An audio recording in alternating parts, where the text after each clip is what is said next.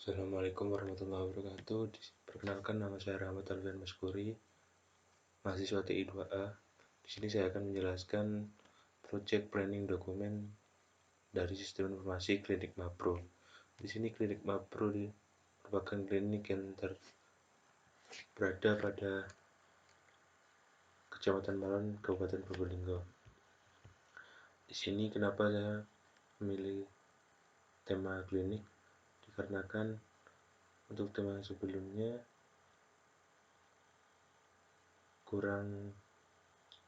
cakupannya kurang luas untuk dibuatkan dokumen seperti ini, lalu saya membuat lagi untuk project planning dokumennya. Ya, anggota kami adalah saya sendiri, Rahmat Alfian Maskuri, lalu ada teman saya Ahmad Reza Darmawan. Lalu di sini ada daftar isi. Di daftar isi ada introduction, executive, project scope management, schedule time, dan lain-lain. Langsung saja kita ke introduction. Dalam introduction terdapat purpose of management plan, yang mana pada introduction ini dijelaskan tujuan terhadap planning terhadap manajemen proyek tersebut. Di sini dijelaskan sistem informasi klinik Mapro adalah sistem yang menghentikan catatan berbasis manual, menormalisir, mendesain, menyimpan, mengumpulkan, memanipulasi, memeriksa ganda semua informasi medis, dan menyediakan penerimaan informasi penting klinis. Pada dokumen ini berisi rencana pengembangan perangkat lunak atau software development plan terhadap sistem informasi berbasis web. Lalu dokumen ini bertujuan, pada purpose ini didefinisikan tujuan pembuatan dokumen ini yang dapat kita sebutkan. Dokumen ini akan digunakan sebagai bahan acuan dalam proses pengembangan dan sebagai bahan evaluasi pada saat proses pengembangan perangkat lunak maupun di akhir pengembangannya. Jadi pada saat awal pembuatan perangkat lunak sampai akhir nanti, yang digunakan sebagai bahan acuan adalah dokumen project planning dokumen ini. Lanjut, lalu ada executive summary of project charter. Di sini ada project charter, ada judul project, ada jadwal project, lalu ada manajer project. Untuk project detailnya di sini sistem informasi klinik Mapro. Lalu untuk dimulainya tanggal sekian, lalu akan selesai pada tanggal sekian. Lalu project manajernya saya sendiri, lalu ada project objektif, membuat sistem informasi Mapro yang bertujuan untuk memudahkan admin, pasien, dokter, staf Mapro, dan apoteker dalam hal pengolahan data. Maksudnya project objektif di sini tujuan sistem informasi secara keseluruhan. Lalu ada approach, pembuatan sistem informasi Mapro sesuai dengan kebutuhan masing-masing aktor, mengembangkan perkiraan biaya untuk project dan sebagai laporan kepada pimpinan, menggunakan staf internal Mapro yang digunakan untuk membantu perencanaan, analisis, pengujian, dan serta instalasi. Lalu ada project scope management. Pertama ada branch scope management. Maksudnya di sini adalah cakupan untuk perancangan proyek tersebut. Untuk skop lokasinya terdapat pada Malon, Probolinggo. Pada sistem ini, fitur yang ditawarkan adalah pendaftaran online, jadwal dokter, pesan dokter, pengelolaan apotek, profil Mapro, dan lain-lain. Pada skop plan management ini terdapat pendeskripsian aktor-aktor yang terdapat pada sistem informasi tersebut, antara lain admin, pasien, dokter, staf klinik, dan apoteker. Lalu dijelaskan hak akses dari masing-masing aktor. Dapat kita lihat seperti ini. Admin mengelola data pasien dan lain-lain, pasien melihat profil Mapro, artikel kesehatan, jadwal dokter, dan lain-lain. Lalu ada dokter, staf Mapro, dan apoteker. Lalu di dalam skop tersebut terdapat WPS yang memberikan informasi tentang untuk tim yang bekerja pada sistem informasi ini. Di sini ada stakeholder saya sendiri, project manager, sistem analis staff, programmer manager, dan lain-lain. Lalu di sini terdapat desain WPS tersebut kurang lebih seperti ini. Lalu ada deployment plan. Pada proyek ini menggunakan agile development sebagai metode pengembangan. Kenapa pemilihan agile development? Karena didasarkan pada tujuan dari sistem ini. Pertama, high value dan working app system. Sistem ini nantinya akan digunakan oleh pasien, dokter, dan admin yang punya nilai jual perangkat lunak yang tinggi dengan biaya perangkat lunak yang minim.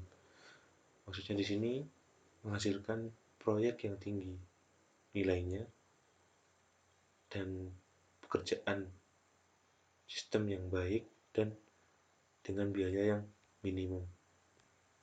Lalu ada iteratif, incremental, evolutionary. Maksudnya di sini dituntut untuk terus melakukan testing oleh tester per modul. Jadi tiap fungsi atau modul atau fitur pada sistem ini akan dilakukan testing oleh tester sendiri. Lalu ada cost control, value, dan driven development.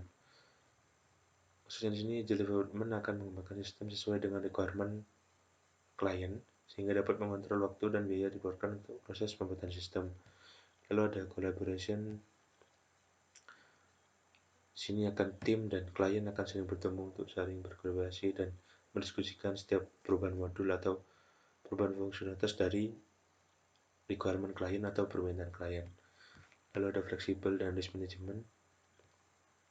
Di sini maksudnya mengurangi risiko kesalahan karena setiap penyelesaian modul akan melalui tahap testing.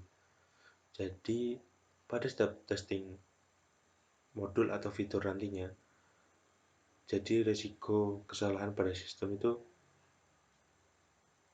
bisa terselesai dengan mudah ataupun penyelesaiannya akan lebih efisien atau fleksibel. Berikut ini rincian dari development plan yang akan dilakukan dalam proyek ini, meliputi business modeling guideline. Di sini maksudnya menggambarkan proses yang terjadi antar klien, aktor atau aktor dengan sistem. Untuk softwarenya bisa digunakan Visio, Project, Microsoft Project, dan lain-lain. Di sini terdapat diagram. Maksudnya diagram di sini sistem manual. Maksudnya manual di sini adalah penjelasan untuk klinik saat dilakukan di klinik langsung ataupun manual oleh aktor dan pengguna. Jadi di sini customer untuk menjadi customer melalui mendaftar manual, lalu bertemu dokter dan konsultasi. Nanti ada terdapat dokumen analisis pasien, lalu di akhir mendapatkan rekam medis. Lalu jika untuk sistem informasinya, diagramnya seperti ini. Pasien daftar online menuju web, lalu bertemu dokter atau konsultasi, lalu analisis pasien, lalu mendapatkan rekam medis. Kurang lebih seperti itu. Lalu user interface guideline. Sistem ini menggunakan bahasa pemrograman web sehingga dalam memodikan user interface dapat menggunakan Star UML atau Enterprise Architecture untuk pembuatan UML. UML di sini seperti use case, sequence, activity, dan class diagram maupun diagram-diagram yang lain. Lalu ada desain guideline. Dalam merancang atau mendesain sistem informasi diperlukan beberapa tahapan, sehingga rancangan dan aset dapat digunakan programmer untuk membuat program. Dalam hal ini software yang digunakan adalah Balsamiq untuk membuat mockup. Maksudnya di sini untuk membuat user interface pada sistem. Ya, kurang lebih seperti itu. Lalu ada programming guideline. Di sini yang digunakan untuk bahasa programannya untuk membangun websitenya menggunakan PHP dan HTML. Lalu menggunakan software Adobe Dreamweaver. lalu dan menggunakan database MySQL. Lalu ada tes guideline. Di sini untuk melakukan tes yang digunakan metodenya adalah black box. Lalu ada manual style guide. Contohnya jika kita memberi barang elektronik pasti ada manual booknya, kurang lebih seperti itu. Lalu change control management. Di sini adalah jika ada perubahan pada project untuk mengontrolnya di sini. Lalu ada schedule atau time management. Di sini tentang schedule atau jadwal pembangunan sistem dapat dijelaskan pada tabel ini. Di sini maksudnya ada langkah requirement definition, system design, implementation, dan lain-lain. Maksudnya requirement definition biasanya project definition ini seperti berkumpul dengan tim, mendiskusikan untuk judul, lalu membuat proposal, lalu menemui klien, apa saja yang dibutuhkan klien untuk membangun websitenya. Lalu ada sistem dan software design. Sistem design di sini maksudnya membentuk model database, lalu model programan apa yang dipakai, bahasa yang dipakai, dan lain-lain. Lalu untuk software design ini lebih ke user interface. Lalu ada implementation and unit testing. Di sini maksudnya untuk coding, maksud di sini adalah deployment, pengembangan secara deployment untuk pemrogramannya. Lalu ada testing. Jika sudah diprogram, maka dilakukan testing tadi menggunakan metode black box. Lalu ada integration dan system ini maksudnya di sini ya dilakukan tes white box dan black box, lebih seperti itu. Lalu ada operation and maintenance. Itu maksudnya operation program, kita mendemokan program atau web tersebut di hadapan klien. Lalu ada maintenance-nya, jika ada perubahan atau updatean untuk tim yang menghadapi project tersebut wajib memberikan maintenance. Lalu ada documentation. Dari awal tahap awal tadi untuk tahap documentation semua dibuat dokumentasi, kurang lebih seperti itu. Di sini ada Gantt chart-nya. Lalu ada project schedule. Di sini lebih detail untuk pengerjaan proyek tersebut. Bisa dijelaskan di sini durasi kerjanya 21 hari, lebih detail untuk project schedule-nya. Lanjut saja. Di sini ada dependensi. Maksudnya dependensi di sini project yang kita bangun kali ini bergantung pada cost, biaya.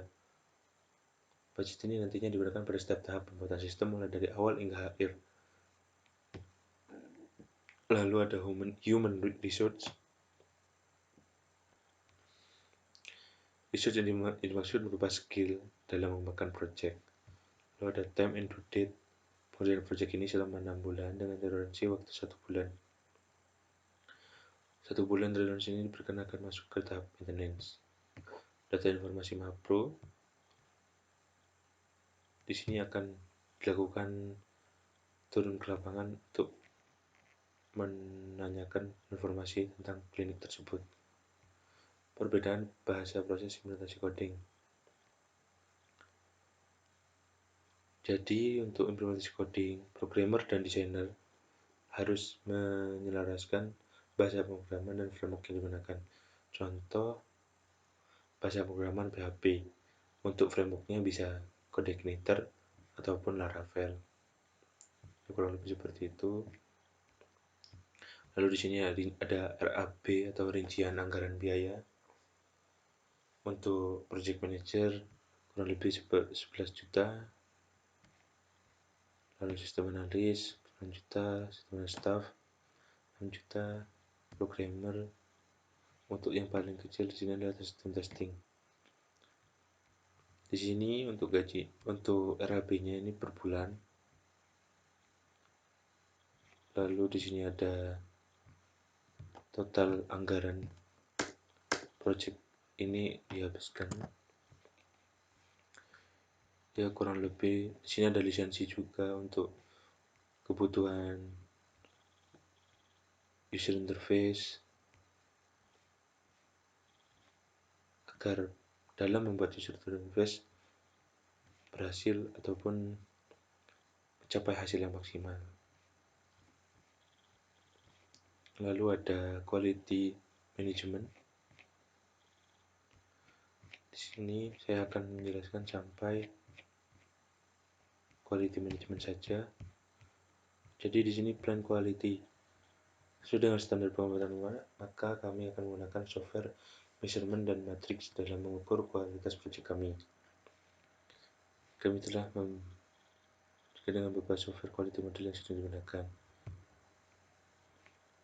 Jadi di sini saya menggunakan software quality model untuk membandingkan atau memberikan beberapa model tersebut.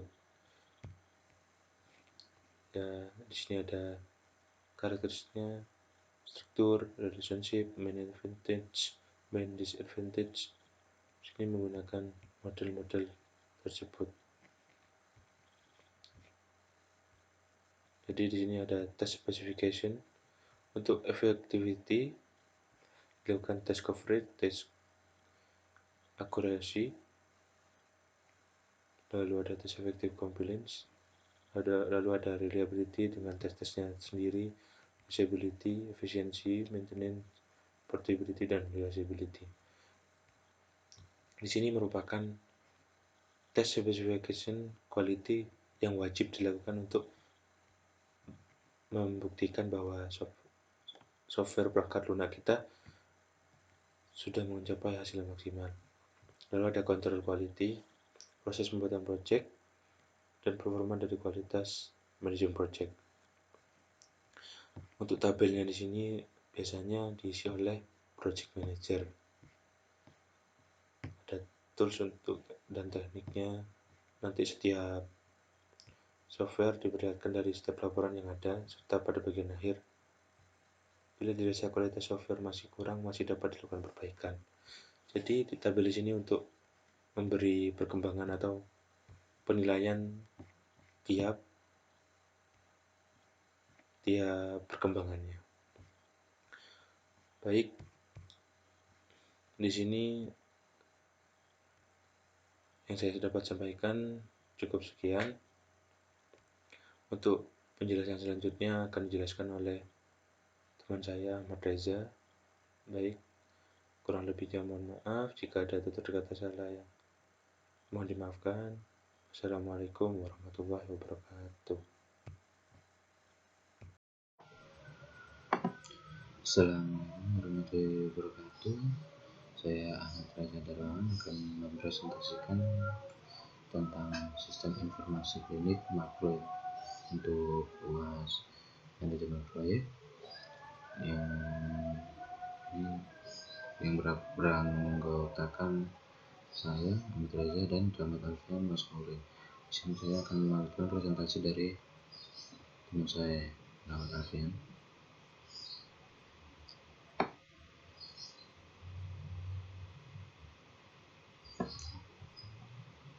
Di sini human resource management. Karena di sini saya hanya beranggotakan dua anggota, jadi role-nya akan dibagi rata menjadi dua aja. Untuk role pertama, stakeholder dipegang oleh Rahmat Alfian. Untuk responnya, penanggung jawab project dari segi sponsor dan merupakan klien dari project ini. Untuk project manager, saya pegang sendiri dan responnya menjadwalkan pelaksanaan dan manajemen project, memantau kinerja pelaksanaan project, dan terakhir membuat dokumen SDPLN. Untuk sistem analis manager dipegang oleh saya sendiri dan responnya menganalisa proses bisnis dalam proyek, mendefinisikan prosedur, ketiga merancang sistem, yang keempat membuat dokumen flow, sistem flow diagram, yang kelima membuat dokumen SRS, yang keenam membuat dokumen SAD. Untuk sistem analisis staff saya pegang sendiri dan responnya membuat rancangan sistem dengan diagram berjenjang dan DFD, Yang kedua, membuat basis data dan ERD. Dan yang ketiga, membuat rancangan database sistem. Dan untuk sistem desain dipegang oleh Rahmat Alfian. Ini untuk membuat dokumen tadi yang mendefinisikan gambaran sistem, dan yang kedua membuat desain sistem dari segi tampilan. Dan untuk program manager dipegang oleh Rahmat Alfian Maskuri, yang tulisnya identifikasi coding dan algoritma, dan yang kedua merancang algoritma. Untuk program staff dipegang oleh Rahmat Alfian Maskuri, yang responnya implementasi dari identifikasi coding dan algoritma pemrograman, dan yang kedua dokumentasi coding oleh programmer. Untuk sistem testing manager dipegang oleh saya sendiri. Responnya membuat test plan untuk implementasi sistem, dan yang kedua menentukan standar dari software. Dan untuk sistem testing staff dipegang oleh saya sendiri, yang responnya melakukan testing sistem baik berupa black box maupun white box. Dan terakhir sistem documentation dipegang oleh Rahmat Alfian. Dan kontrol, yang pertama kontrol keselarasan dan kelengkapan seluruh dokumen. Yang kedua membuat user guide software system. Dan selanjutnya communication management. Yang pertama communication matrix. Matrix dokumen komunikasi antar anggota tim ini berupa stakeholder, message, frequency communication, feedback. Contoh dari semuanya itu yang pertama stakeholder, yang kedua dari message, ada line dan WhatsApp. Untuk features ada smartphone dan messenger. Untuk frekuensi every week, every day. Dan untuk feedbacknya, meeting akan diadakan setiap hari Jumat untuk mereview semua pekerjaan tiap anggota tim. Dan untuk project manager ada line, WhatsApp, dan Telegram. Smartphone messenger, every week atau free day. Untuk risk management ada risiko dan teknik mengurangi risiko. Risiko kegagalan pada personil, tekniknya mempekerjakan staf yang handal, job matching, membangun tim, mengadakan pelatihan, dan meningkatkan karir, dan terakhir membuat jadwal lebih awal bagi personil utama. Untuk estimasi biaya dan waktu yang tidak realistis. Yang pertama, membuat beberapa estimasi desain untuk biaya, meningkatkan pengembangan, merekam dan menganalisis proyek sebelumnya, standarisasi metode. Dan selanjutnya, mengembangkan fungsi software yang salah.